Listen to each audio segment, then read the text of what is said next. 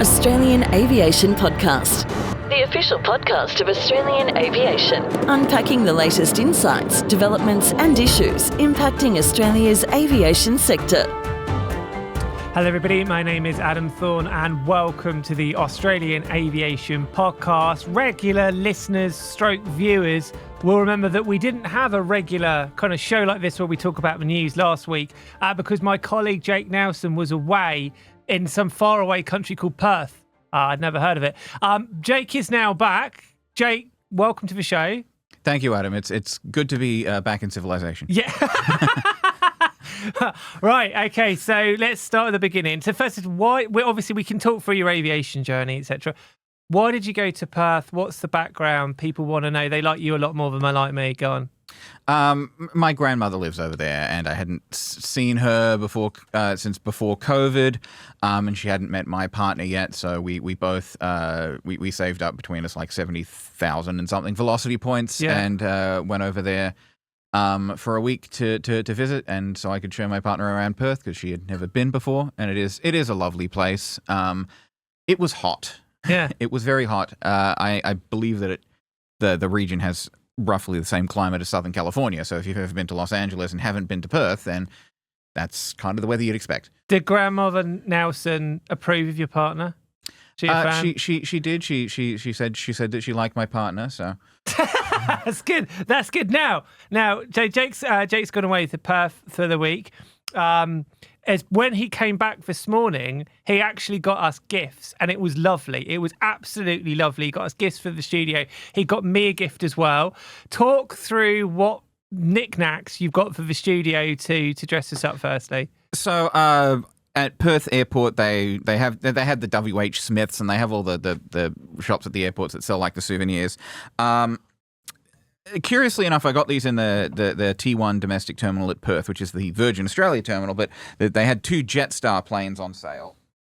This is sort of a more conventional one, just an A320 model made by a company called Daron, who I think is actually the company that made that mysterious Qantas, not quite 747 plushie there, but this is just a regular Jetstar A320. Not terribly impressed with the quality on it. I will say it doesn't quite go wobbly. Flat, does it? No, it does, and it's got some wheels that spin and a front wheel that does not. But this is a Jetstar A320. I just put those with the other planes there. The other thing that they had was a different kind of Jetstar A320, which is, for those of you watching on YouTube, you can see it. But for those of you who are not watching on YouTube, it's a Jetstar plane that is made of something which is legally distinct from Lego, which I spent about 10-15 minutes putting together this morning instead of coming up with a new password for the office computer. That's quite good, though, to be fair. I like that. How many bricks are involved? It looked like it was actually quite simple in terms of. I think it's like building it 50 something. I'd have to go check the box, but it's a nice little thing, and it goes. I think it goes pretty well with the plushy Qantas. Yeah. Not quite 747 there, so I'll put that there. But that's two new Jetstar planes to add to our growing collection. Obviously, we've got the Qantas. I did not know that an A320 was larger than a Qantas Dreamliner. You learned something new, and an A380. But we've got an A380. In Airbus livery, we've got the Qantas Dreamliner there. We've got a Care Flight helicopter, and we've got a couple of 737-800s. One from the good people at Killick Aerospace, one from T-Way, which is covered in Pokemon, that our good friend and colleague Rob got on his way back from Japan via South Korea, I believe. So that's the new studio decor that we have. It's pretty good. Now, you did also get me a present. I did. So you got two challenges now, because I can't really describe it because you obviously bought it. You both need to describe. I will show. If you need to describe what the present is, and also you need to explain it in such a way that is appropriate for a family-friendly podcast. Which we can be done, but it's going to take some verbal dexterity. There's a pub. There's a pub at Elizabeth Quay in Perth called the Lucky Shag, which of course refers to the seabird. Yes. And so I brought you back, Adam, a tea towel, saying that there is always time for a shag. The seabird. If anyone else reads any other connotations into that, then That's on them, really, isn't it? That's on them. It's a very, very, very, very lovely gift. It actually did make my day. It will take... I'm not sure if we shouldn't probably keep it up here. It's not a... Well... No, you've got to take it home, Adam, and ruin any further dates that you might bring back to your apartment. I don't know what you're on about. Right. Anyway, we're going to have to crack onto the news. Now, one of the issues when Jake goes on holiday, the biggest issue is I have to do some work. So I fear that, as it's become a common theme, I'm going to have to start to talk about some of these stories. Well, I did want to mention you did mention talking about my aviation journey. Oh over yes, to Perth. Sorry, yes, you should be so the host. we are bringing it back to something relevant. We flew Virgin Australia both ways. Yeah. On the way over, we flew on the one of the new Max 8s, 8IB, I believe it was. Which was a very nice experience, again, in the new cabin. I mean, we've experienced that, Adam, on the way to Brisbane. Yeah. In-flight entertainment, unfortunately, was not working on the flight over, but I had downloaded some things beforehand, and the device holder was very nice to watch things on. And the engines were nice and quiet. It's a lovely aircraft. I had booked one on the way back as well. Unfortunately, we got bumped off of that one to just a regular old 800, but the in-flight entertainment was at least working on that one. And another thing, actually, is this is something that's happened to me before with Virgin, is that as I was checking in for that return flight online, I noticed that once again I could get an exit row seat upgrade, essentially, to Economy X for free. That's pretty good. And so I was curious about this, and I reached out to people, to contacts at Virgin to ask, why this might have been.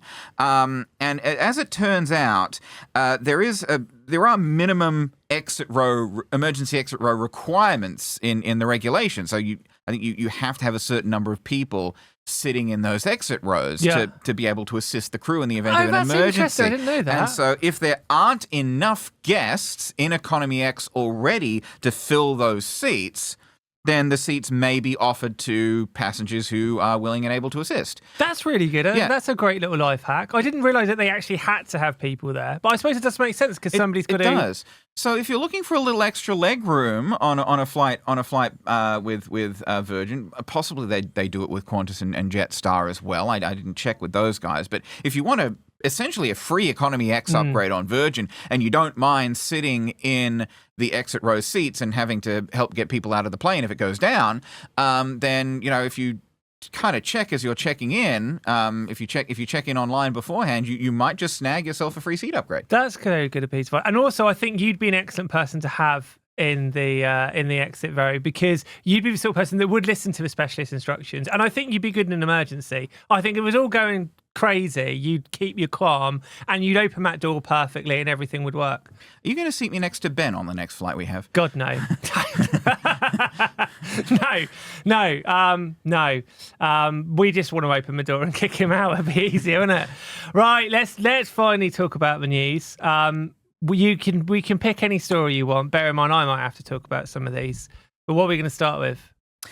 Well, I think the first story that we should probably mention is we have been speaking about everything that's going on with Virgin and Qatar for a while now, with this proposed merger that would allow wet-lease deals off to Doha through on Virgin planes. So, Virgin would wet-lease these Qatar planes to operate flights to Doha in the sort of the first foray into international wide-body flights that it had since before the pandemic. And they... a couple of weeks ago now, because we're going through the last couple of weeks of news, they basically sent a letter to the International Air Services Commission pointing to all the support they've received from the Airports Association and Tourism and Events Queensland and the Travel Industry Association and all these various different airports and all of the public support that they've received. And they basically said to the government,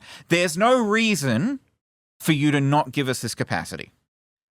They've said, all of these published submissions, they strongly support the application.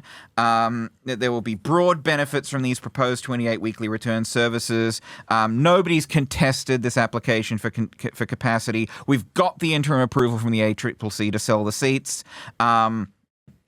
We've got lots of support from the public. This was Christian Bennett, the Chief Corporate Affairs and Sustainability Officer. He said, quote, "For the reasons outlined in its application submissions to the IASC, Virgin Australia believes that it meets the reasonable capacity criteria for such an application and would therefore welcome the earliest possible decision by the IASC to approve its application for capacity on the Australia-Qatar route." It's interesting there you said the earliest possible decision, because we obviously have a prospect of an election coming up. It could be mid-April, could be May, I think, at the latest. Obviously, that throws a cat among the pigeons.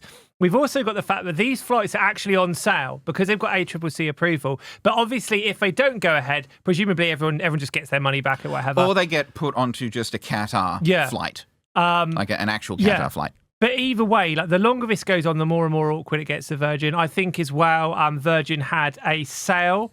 I actually did a bit of a link there because I wrote about this. Virgin did a sale like a week ago, which was their first kind of European sale, which is effectively the first time ever done anything like this in God knows how many years, certainly the first time post-administration, because now they can go to Doha and then from Doha onwards to Europe. So they want a quick decision, but I would argue that from a government's point of view, this is a very tricky thing then to deal with, because obviously they rejected the original Qatar flights through Qatar Airways, so they look bad if they greenlight the Virgin flights where they wet-lease the aircraft. But as Virgin say, they've got the government in a bit of a bind here because they've kind of exposed the silly loophole, or they've kind of exposed a way around this, and they've made everyone look a bit silly. But also, like they say, they've got the support of almost everyone bar Qantas. The whole industry is on board. So if the government were to reject this, it would obviously make them look very, very, very bad. Now, my instinct, if I was a federal government politician, or if I was the I think it's the treasurer that will make the decision on the Foreign Investment Review Board. I don't know if it's the treasurer himself, but it's under Treasury. Yeah. So I mean, the easiest thing for him to do would be to kick this can down the road until after a potential election. Well, this letter was sent to the IASC, which is of course who allocates capacity. Yeah. And I think that's the Department of Transport, though don't quote me on it. Right. So this is all very very complicated. Of course, if the coalition were to win the election, they are almost certain to approve them, given that they wanted the original Qatar flights to take place. But nonetheless, if you're Virgin, you want this rubber stamped as soon as possible. Also, we don't know necessarily how sales have gone on these Doha routes, but you would imagine that those that are slightly more clued up perhaps would be holding back on making that booking, knowing it could cause kind of carnage with their travel plans. For me, you know, we've known about this now. What was it, a couple of months ago, we first heard about this. Everything is known. I kind of feel like make a decision. One way or the other. I don't see any reason to kind of for this to carry on and on and on much longer. Yeah, something's got to be decided soon. I'm just having a look to see if and when there is a schedule on this Qatar decision by the IASC. Just going onto the IASC website. This is live journalism, by the way. Yeah. So submissions have closed. So those closed on 16th of January. The IASC has written actually to the Department of Infrastructure, and basically asked. So the IASC has now actually written to the Department of Transport, Infrastructure, Regional Development, Communications and the Arts to get advice on whether the department thinks that Virgin Australia can do this. And so they are looking for advice from the Department of Transport and Infrastructure by the 7th of February. So now the IASC has sort of kind of kicked things up to the Department of Transport and said, "Hey, what do you guys think?" So that's the latest that I'm seeing on the IASC website. So it's possible we'll get something soon, but ultimately it comes down to the IASC to decide. Okay, welcome back. So we talked there about the latest between Virgin and Qatar and whether their deal to buy 25% will go through or not. What's up next, Jake? I think it's time for you to do some work, Adam. Oh, no. I hate that. On the subject of the Department of Transport, there was a development with Rex, I believe. Was there? Oh God, what did I write? There was a development involving Rex and the purchase of a lot of debt held by PAG yes, on the part of the federal government. Thank you. I don't know what the hell I wrote. He's in charge of me. I mean, that tells you everything you need to know about the shambles that is this publication. Right, so effectively what happened is, as many of you will remember, Rex launched Capital City 737 flights. I think it was March 2021 initially. This was made possible by an investment from PAG, which is a big kind of Asian investment company.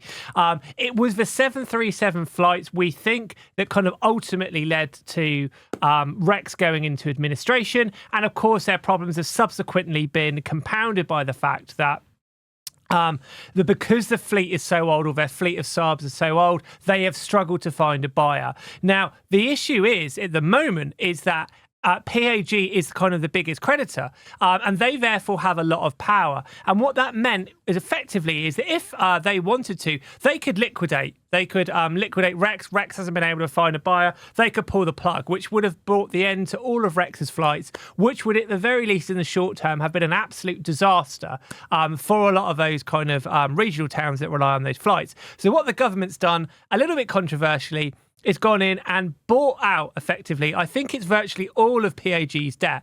Now, in a sense, that's a dangerous thing to do because they are buying debt in a company which is in administration that potentially might not be able to find a buyer in order to save it in the short term. And the justification was, if we didn't do this, then potentially we could have had a liquidated airline.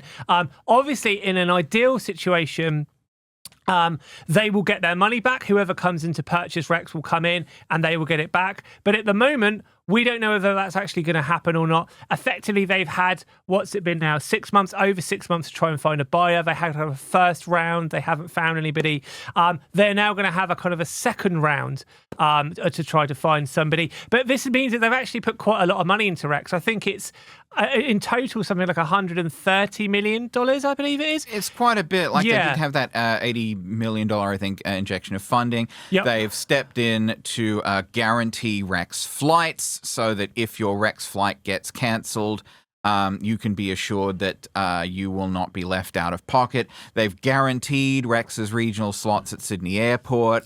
They've made it very, very clear that they want Rex to keep flying, which has caused some consternation for some of Rex's rivals who have been saying, let it die. We can come in and handle this. Now, the cynic would say that the federal government are doing this, as with our last story, because there's an election coming up, and nothing would look worse for the federal government than to have all of these flights suddenly cancelled, a lot of remote communities suddenly cut off, because even if other airlines could come in and take those routes, it's unlikely to be overnight. It was something that would take months or years for everything to be covered. I mean, when Rex's domestic flights went kaput, Virgin and Qantas were able to step in pretty quickly to basically, because Rex was flying routes that Qantas and Virgin were already servicing, as I recall.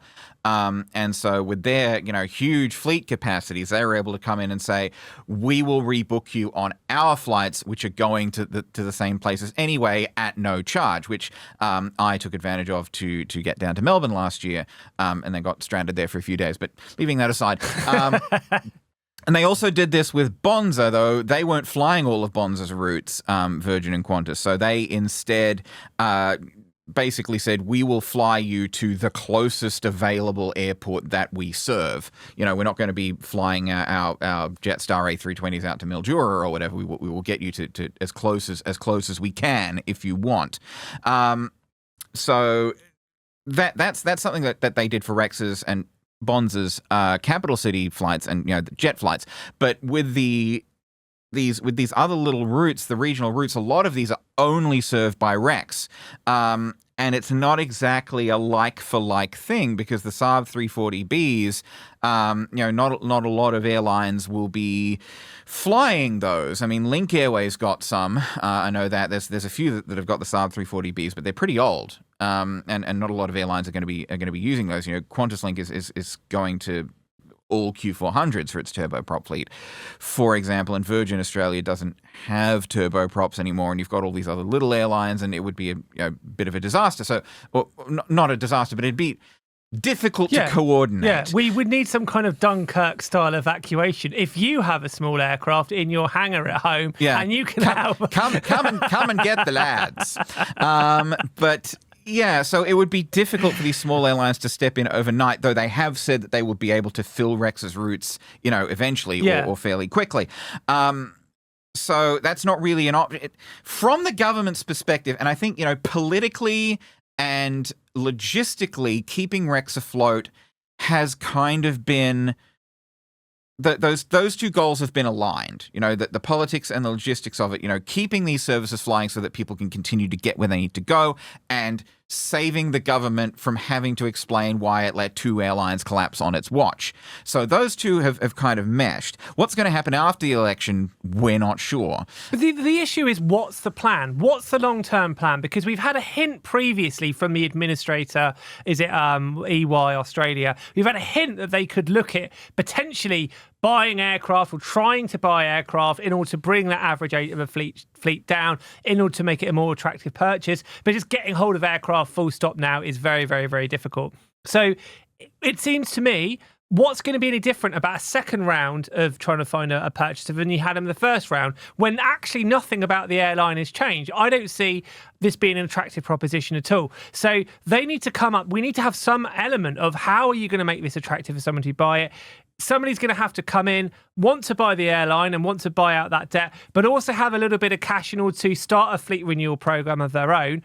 That's the issue. It's like, at the moment, we don't seem to have any pathway forward for Rex. And it is, I understand, obviously, getting hold of aircraft and purchasing aircraft is an expensive business, but they are now in a mess. We've got this mess of a situation, but you have an absolutely necessary transport service, which, is on the brink of going under.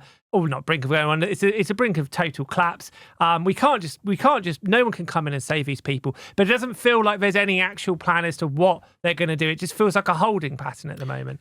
Well, Adam, I haven't got enough money. If the they don't pay me enough to do that. They pay me less, I'm sure. But Adam, the government now owns the largest portion of Rex's debt. Yeah, and so the government has a lot of say over what happens to Rex.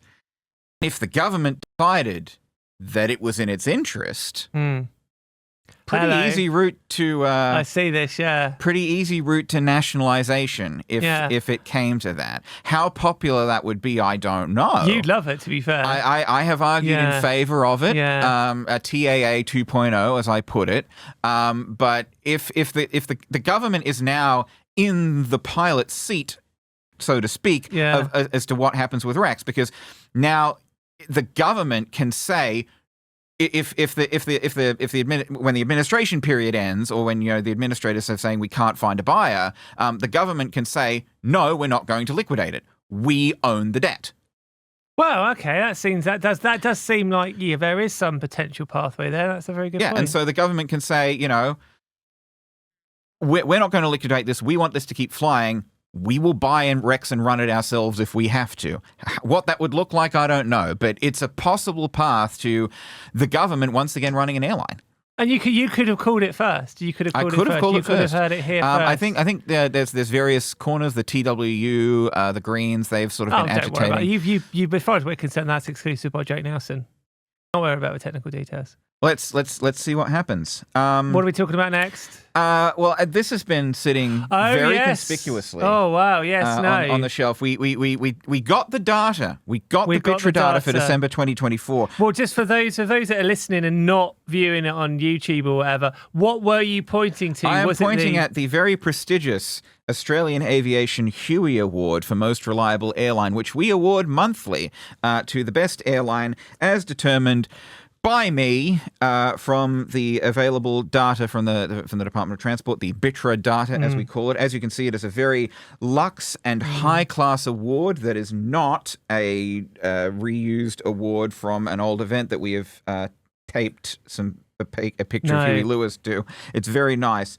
And we give this out every month. And we did not give it out last week because I was in Perth, but we did get the Bitra data.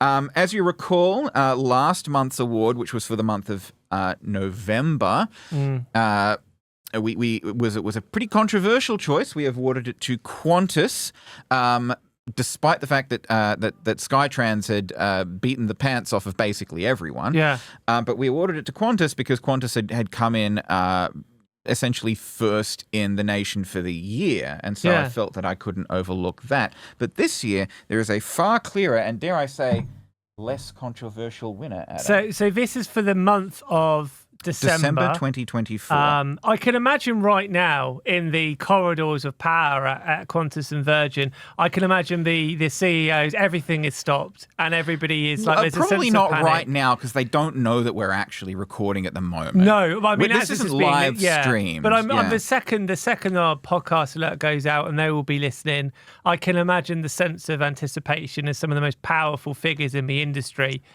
get ready for this announcement, which makes or breaks careers. I'm sure Jane Hardlicker, if she doesn't win this week or this month, I mean, that could be the end of her. So much for the comeback. And obviously, Qantas have got a lot riding on this as well. I will let you take over now and do what you do. Now, once again, we must congratulate our regional airlines, Hinterland and Skytrans.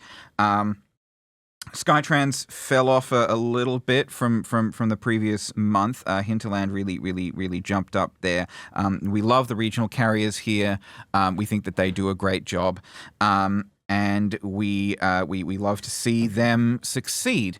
But this month, or for the month of December 2024, we had a trifecta, Adam. We had on-time arrivals, on-time departures, and cancellations. We had the best results, all held by a single airline. Whoa.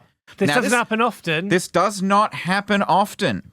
Because as we've seen in previous months, Virgin Australia has this policy whereby it will sacrifice on-time performance if necessary in order to keep cancellations down. It would rather fly a plane late than cancel it and push people onto other flights. It has been prioritizing completion rate over on-time performance. And so that has kind of kept it out of the top spot for a while. But December 2024, there was, as I say, a trifecta. Extraordinary, absolutely extraordinary. Virgin Australia beat the Qantas Group in on-time departures, on-time arrivals, and cancellations. In fact, Virgin Australia in the month of December had the lowest cancellation rate of any major airline. Any airline listed in the Bitra data, they beat Hinterland, Adam. Wow. Whoa! They beat Hinterland, Virgin Australia individually. When combined with Vara, it's a little fuzzier. But they have very, very clearly and unambiguously for the month of December proven themselves the most reliable major airline, and so we shall take away the label for Qantas here on the Huey.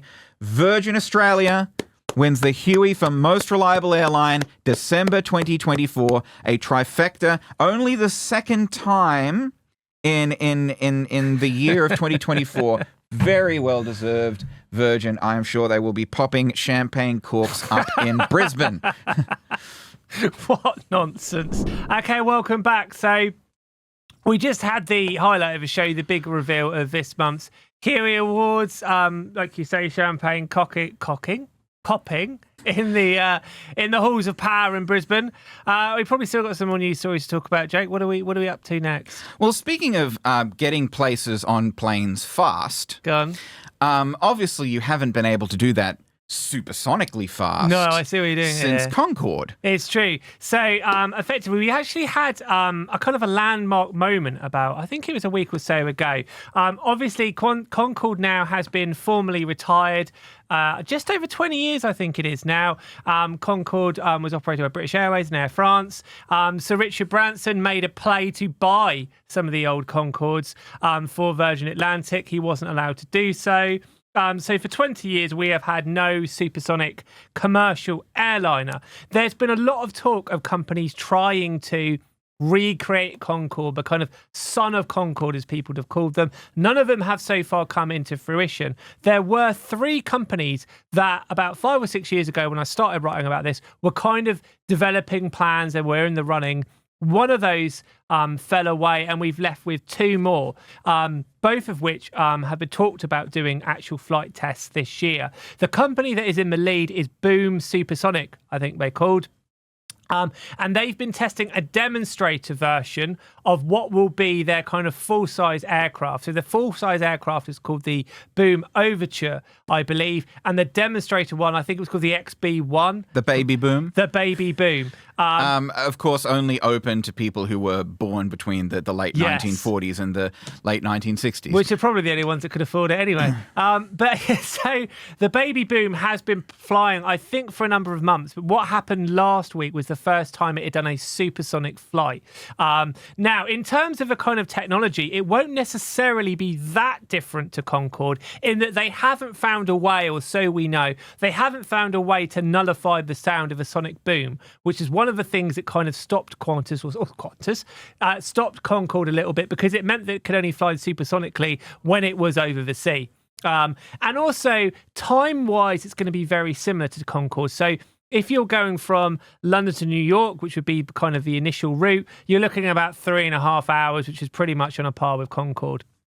What makes this different is effectively price-wise, it won't cost that much more than a typical airliner. So you're looking at, they think about $200 million, still a lot of money, don't get me wrong. But what that means is that tickets for this will be about a quarter of the price that you were paying for Concorde. And that was the single biggest reason why Concorde ultimately failed. Obviously, there was that terrible crash, but it was a price of tickets that really did it for it. And so the plan is with Boom Supersonic, or the Boom Overture, is that because effectively all of the seats will be economy seats, you won't necessarily have, room to stretch, which you wouldn't necessarily need.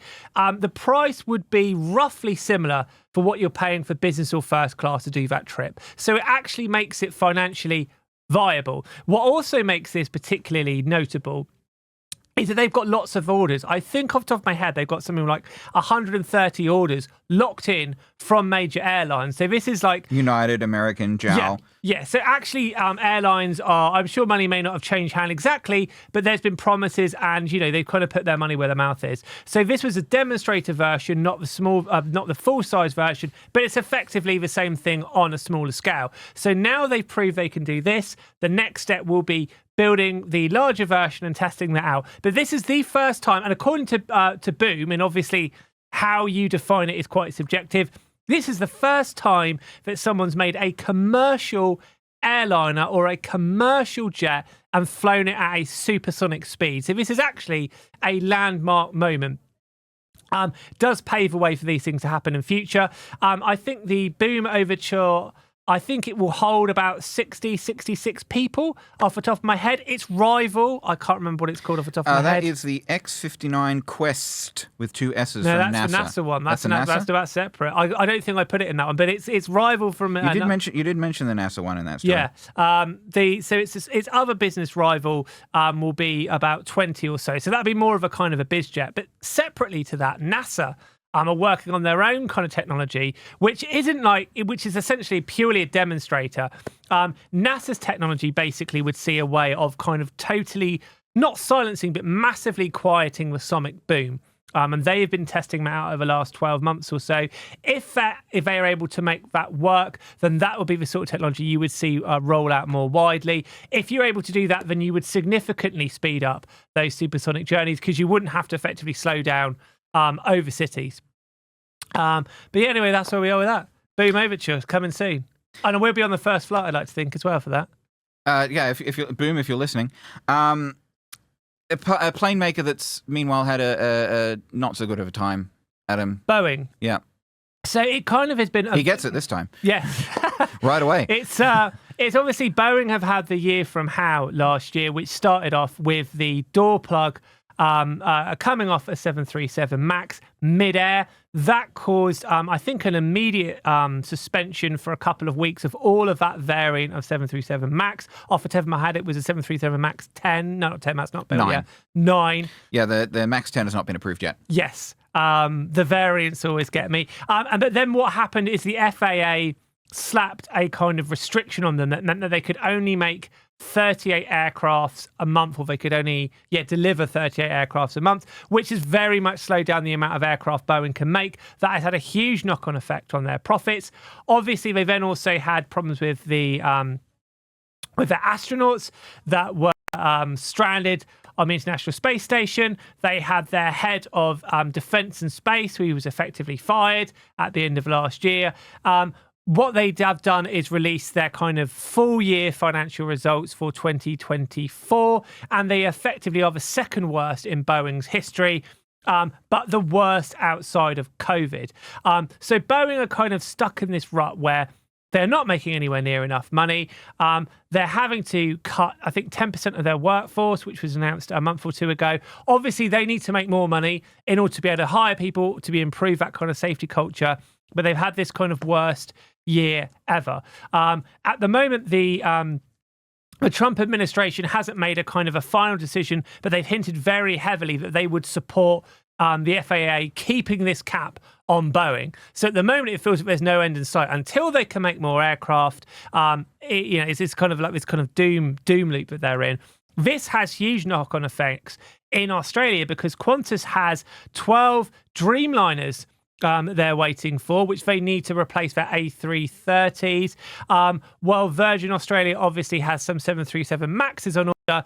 Given how hard it is to get aircraft, the problem at Boeing have these enormous ramifications. So it's why Virgin took back a few of those Rex planes after Rex went into administration. Exactly, yeah. So this is just one thing after another. I would say that it does look like the new Boeing chief executive, Kelly Ortberg.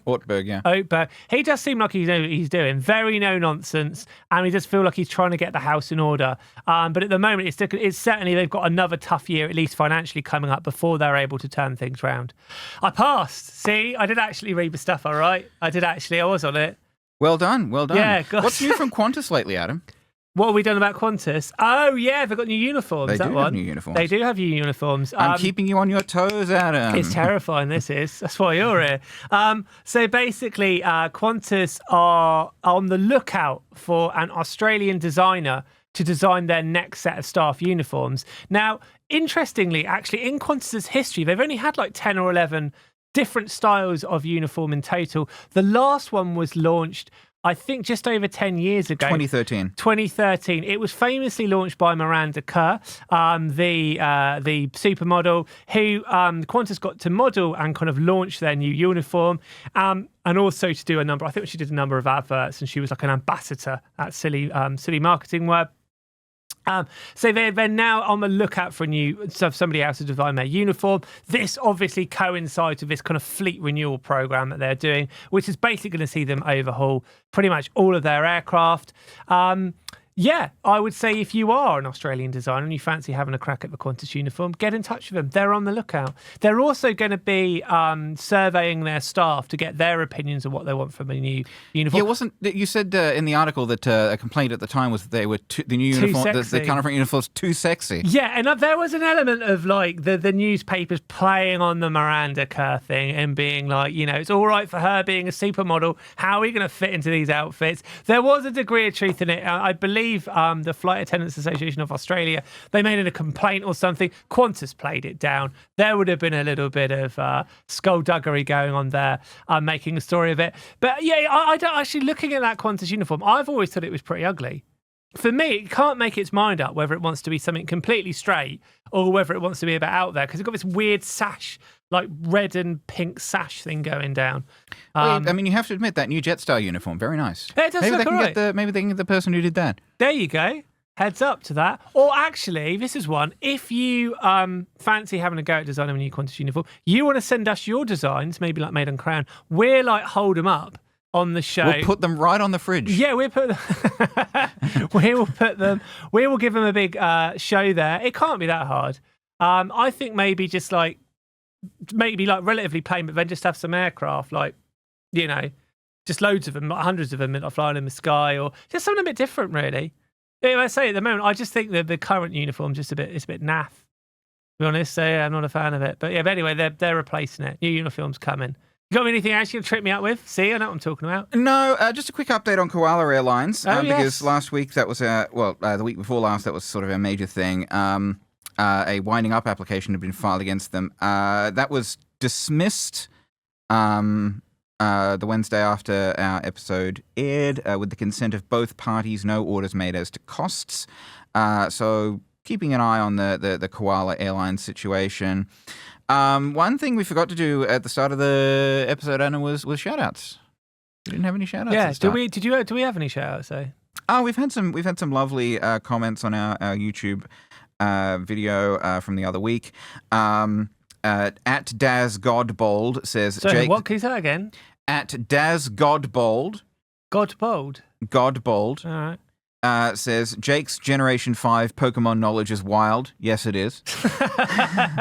That's for those who are watching on the YouTube. This is what he's referring to. Yeah, the covered in Pokemon. My knowledge of Meloetta and how to switch between her forms. Some of that I did look up. Aviation A380, presumably supposed to be Aviation A380, said, love the podcast, but one issue is you probs need to start talking about the news pretty soon after starting it. Like, I still do really like the podcast and not trying to be mean or anything, but just my opinion, keep it up. Well, there you go. It's a little bit mean, though, isn't it? Because he's basically saying cut the bit where we I think we did talk about the news a little bit earlier this time, primarily because we've moved the shout-outs to the end. I don't know if we want to keep doing that. No, I mean, I just think that those people are being mean. You have to wade through it, right? Okay, it's just how it is. There's gold buried in here, but you have to wade through everything else. Also, shout out to Andrew, the lovely gentleman that I sat beside on the flight back from Perth. Oh God, what'd you do? He had a GoPro and he was sort of filming the takeoff and filming the landing. He's got a YouTube channel of his own. I'm not sure if he's put those videos up as of yet, but he's. Did he know you? Did he know of you? No, he surprisingly a plane sort of flying enthusiast who'd never read Australian aviation called us Aviation Australia, which is a different company. But I mentioned the podcast. He said that he would this week be driving, I think, from Port Macquarie to Canberra. So, Andrew, if you're listening to this podcast on your way from Port Macquarie to Canberra, maybe you should have flown. Any other shout-outs at all? No, that's about it. I guess shout out to my grandmother, Weller, if you're listening over in Perth. I don't know how you would have gained access to this because I'd never told you, but hello. Oh, that's lovely. That's lovely. Lovely city, Perth. You know, they've got. Is it as good as people say? Because they almost shut up about it anyway. It's pretty nice. Yeah. They've got the public transport is very much improved from the last time I was there. We actually we got to try the new airport line, which I think just opened like last year or something. Is this a train or a bus? Or... like a train. Oh yeah, we said like a train. It is a train. It's exactly like a train. It actually reminded me that the new station design of the Sydney Metro. So maybe they've copied off of us. Yeah. But you know, very very nice, very clean stations. Yeah. Straight through into the city. Yeah. So it was lovely getting to ride the airport train. They had a thing as if you're going over to Perth in the next couple of weeks, if you get one of their Smart Rider transit cards, all the public transport is free for a while. So we basically spent $20 to get free public transport all over Perth for a week. That's pretty good. So you got your velocity points, got your flights up there. Pretty much free transport when you were there. That's it. And obviously lovely accommodation with grandmother Nelson. That's all right. Cheap holiday. That's good. All right. Wow. Wow. I was hoping you were going to say something then. It was nice. It was nice. I did get sunburned. Yeah. Well, you look all right. It was on my shoulder because there's always, no matter how good the sunscreen is, there's always that little bit you miss. That's true. Right. On that note, I will say thank you, Jake, for joining us. Thank you, Adam. And we will be back talking more drivel at the same time next week. But for now, from me and Jake, goodbye. Goodbye.